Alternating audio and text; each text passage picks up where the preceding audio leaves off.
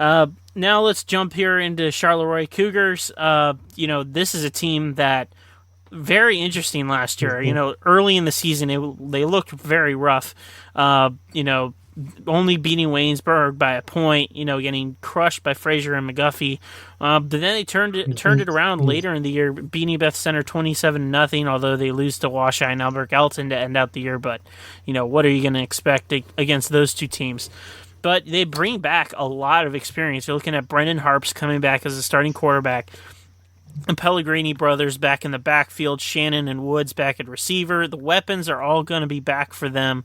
And then, looking on the line, Rodabah's back, Jay King is back, Matthew Alton is back. So there is going to be depth on this team coming back. But is there enough, young and returning talent for you to get excited about Charleroi maybe threatening a Charters Houston or a Fraser or guys that you're getting 4 playoff teams from this conference? Is the Charleroi a team that you're looking to maybe be on the upswing and jump into that last playoff spot? Yeah, absolutely. I really look forward to seeing the Cougars this year. I'm looking down. I see quarterback senior, running back senior, both brothers, Shannon senior, Woods senior, tight end senior, lineman senior. That's how you win football games. You got to be your veteran leadership, have to be your key players in this game, or in the game of football. Looking at their schedule, they're going to have a tough week 1, or excuse me. Oh, I hate this. The week 0, they have a tough matchup. Steel Valley, that's always going to be a tough matchup. I think playing that game the Ironmen. might be a scrimmage as well, so it won't end up counting. Well, that'll be a tough scrimmage, nonetheless. No, but okay, we'll look at it. Carmichael's week 1, that's going to be a tough one. Carmichael's, we know we talked about them in our last podcast. Check that out, Tri-County South preview. They do got Monessen. That's, I know we talked how bad Monessen we think it's going to be. At Monessen, that's never an easy place to play, especially earlier in the season. This is a rivalry game, the battle of the Charleroi-Monessen Bridge. So, but they do have a tough schedule, but I really can see this Charleroi team making the playoffs. I think there are a playoff team personally. I'm looking at the schedule. Never mind. I see him. I was like, I don't see Wash High on here, but I see him October 15th now. So, but yeah, just looking at non-conference, Nathan. So the Steel Valley game, we'll say either way, we'll say it's a regular season game. That's going to be a tough one. If it's scrimmage, that's probably a good thing for the Cougars. Carmichael's week 1, that's going to be a tough test. Monessen, it's a rivalry game. We'll see what happens there. And late in the season, Albert Gallatin, if this were a normal year, I'd say that should be an easy win. But Albert Gallatin, since they've gone to an independent, leaving the WPIL, they've had their best football teams in years and actually ever. Since those schools consolidated to make Albert Gallatin. So who knows? But the game that really intrigues me is the October 29th season finale against Fraser. That could just very well decide the final playoff spot out of this conference. Actually, I think you're right on track there. That game is probably going to decide that 4th playoff spot in this conference. If we both feel as strongly as we do about Charters Houston, which we'll talk about next.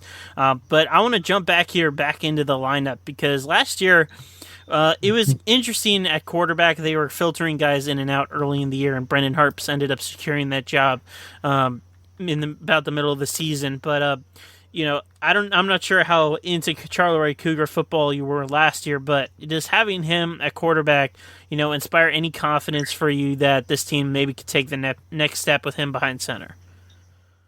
Yeah, anytime you bring back a starting quarterback in high school football, that's always you're a step ahead of the competition that isn't bringing one back, if that makes any sense. Yeah.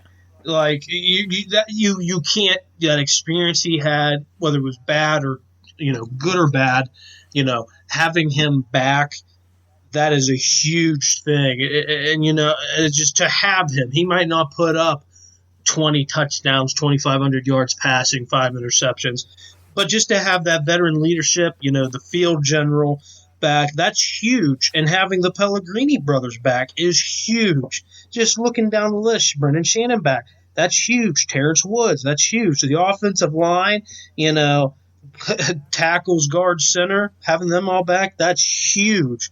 Yeah, they lost a couple solid linemen last year, but these guys were in the rotation. That's why I say that.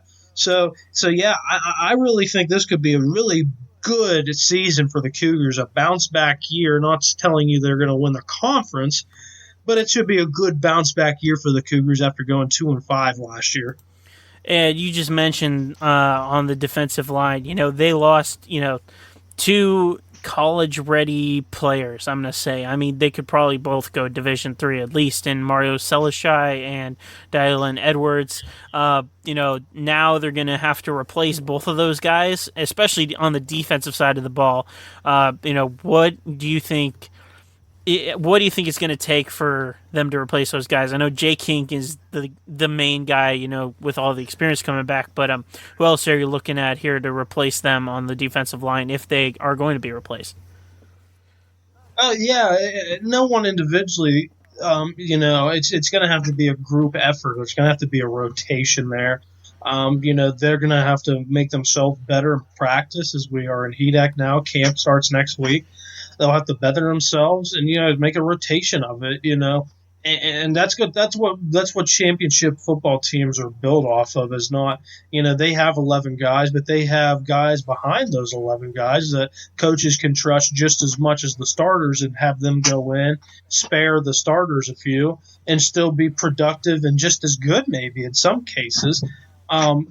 So it's going to have to be a group effort, really, for Charleroi, and I think they can do that. They have enough experience, guys back last year from that rotation. Yes, it's hard to replace, college-level players that were very good and probably the one bright spot that this team had last year. So, yeah, I think it'll have to be, like I said, a good group effort for the Cougars.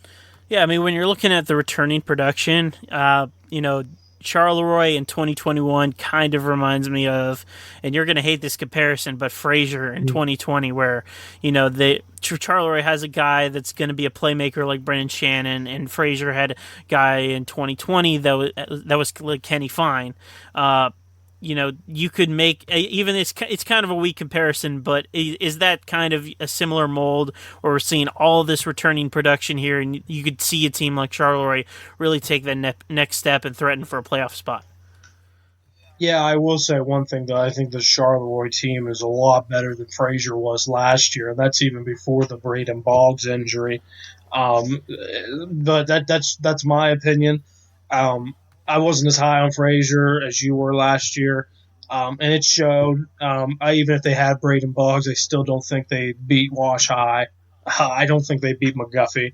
It was just those two dogs last year, and Fraser was the little cat. They pounced and took advantage of them. So, but I think the Charlotte team is a lot better than maybe some people outside of the Century and the Mon Valley